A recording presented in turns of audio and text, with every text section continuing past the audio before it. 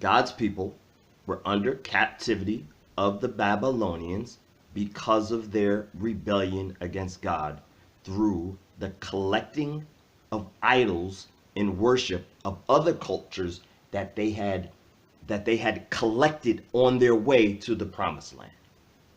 And it was the Babylonians who came and burnt down everything, began the spread of God's people.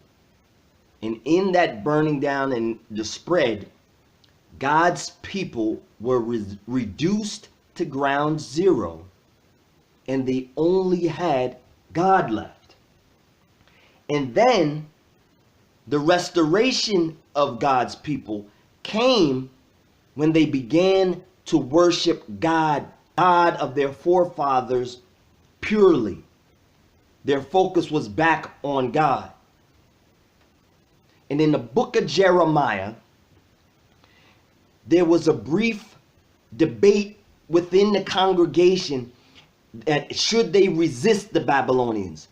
And Jeremiah stood out because he said that God had told him to not resist the Babylonians.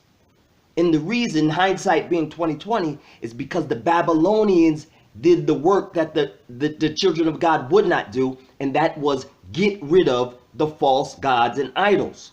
So the context to today is that if you are only resisting the Babylonian, the leader, the president, to continue your rebellion and your worship of false gods and idols and practices that are contrary to the word of God, then your resistance and your rebellion is in vain.